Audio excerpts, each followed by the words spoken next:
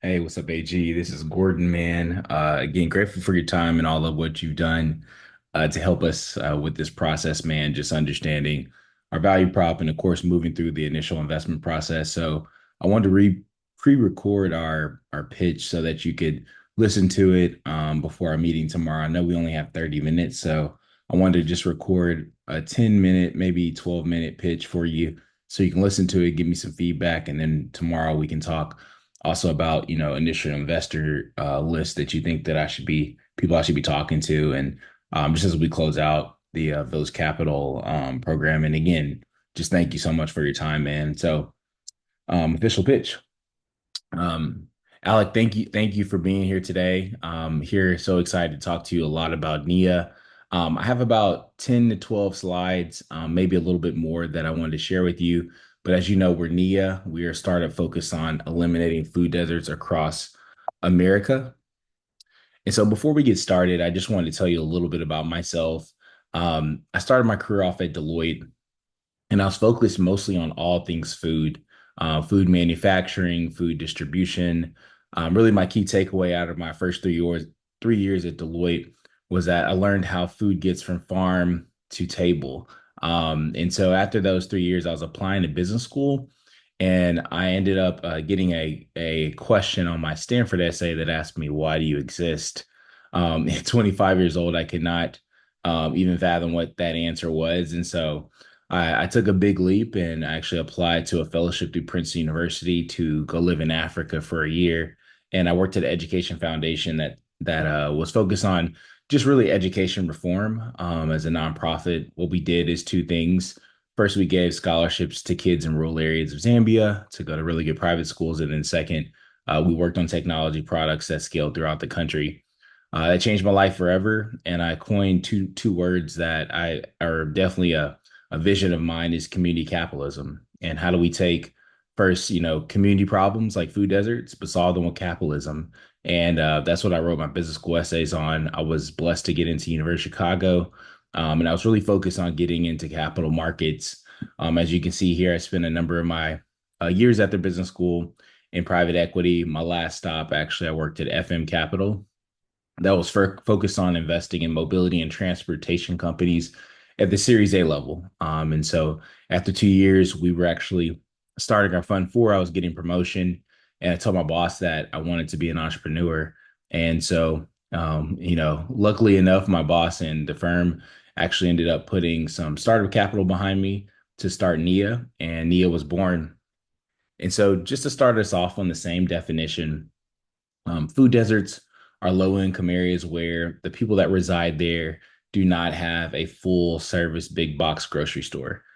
So what happens is that individuals have to go to gas stations, convenience stores, dollar stores, and of course, fast food restaurants like Burger King and McDonald's, which leads to really bad health outcomes. And so as we looked at our kind of opportunity, this issue hit me dead in my face 2 years ago when I started the company and we started testing. My wife and I were leaving our favorite brunch spot, and we ran into this guy named Sandeep that you see here, and he was holding these 10 grocery bags. And so my wife looked at me and asked if we could turn around and actually ask him a story. And so after 30 minutes of a conversation, we learned that he traveled on three buses for 2.5 hours to feed his family of seven, himself, his wife, his two elderly parents, and his three kids. And unfortunately, Sandeep does this every day or every week, excuse me. And I realized right then and there that it was just not a problem that Sandeep was dealing with, but also 23 million Americans deal with that don't have transportation, public or private, to get to grocery stores that are a little bit far out of their reach. And 40 million Americans actually live in food deserts. So, pretty big market, especially for a sophisticated market as the US. And so what we had to ask ourselves is, why do food deserts exist?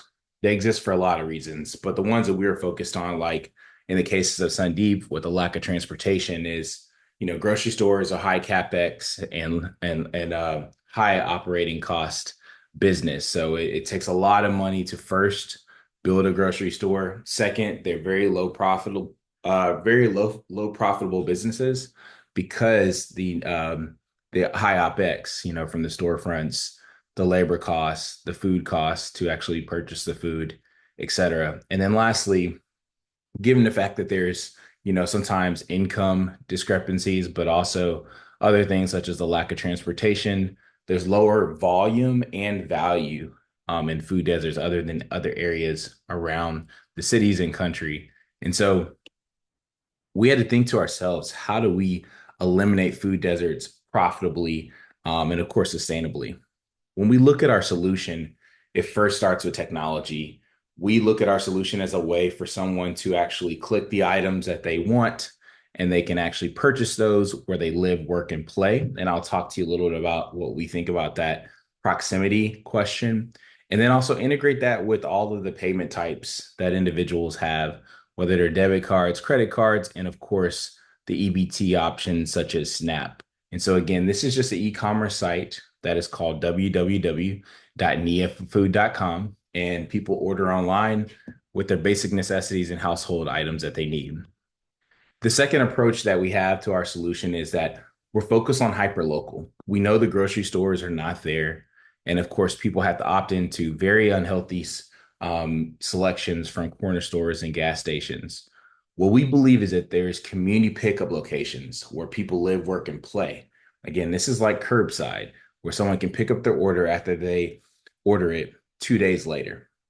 What we focus on is converting underutilized and unused real estate into places where we can actually store food. This can be the back building of a church. This can be a facility like a YMCA.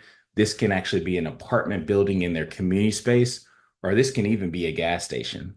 What we're focused on is partnering in the last mile so people can get to the groceries that they desire. And so now Sandeep actually can go to the YMCA or go to the local gas station after he gets his kids from school. And so we've talked a lot about how people can actually select and order their food, of course, be able to pick up that food. The last thing that we're really focused on is how do we cut the cost in our model to ensure that we have low OpEx and, of course, asset light. We have anchor distributors that we work with to actually buy their products more direct, closer to the farmer, so that we can actually bring that food to these access points operators that we are partnering with at these pickup locations. And so we're really focused on that. What this slide really talks to is the fact that today, the distribution model that's connected to the distribution center for a grocer is always connected to a store. If that's not existent, food does not live in a food desert, of course. And so again, we're replacing that with access points and getting as direct as possible to the distributors, where we pack our food on site at our anchor distributors and they drop off at our access points to the customers that we serve jointly. So this shows a little bit of a process flow. Again, customer orders at the front side. We are with our partner and they are distributing the product. At that point, the order is at that access point. And of course, that customer comes and picks that up. This is a big market, unfortunately. Unfortunately, there's 6,500 food deserts across America. We are starting in Houston, Texas. Houston has 826,000 individuals in this orange piece. Yes, the food deserts. We have been pre-qualifying access points and also community leadership that actually wants to solve this problem and jointly partner with a tech firm that's focused on eliminating this massively and unfortunately big market. And so our attractions today is that we have a few anchor distributor and supplier partners.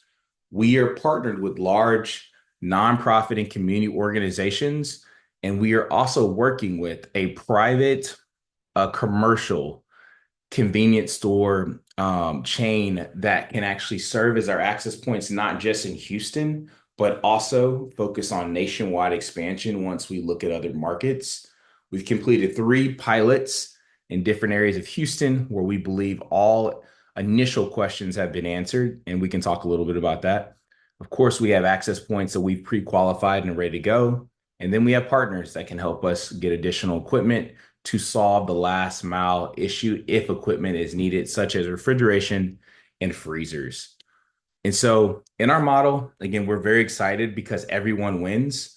Sometimes in capitalism, not everybody wins, but we see a world where shoppers and residents win, where our distributors and our grocery and food suppliers win. Of course, the community wins and investors like yourself wins. You think through more of that aspect of community capitalism and change it, change what the world can look like for 40 million Americans. So again, looking forward for you being a part of this mission and take any questions you may have. Thank you.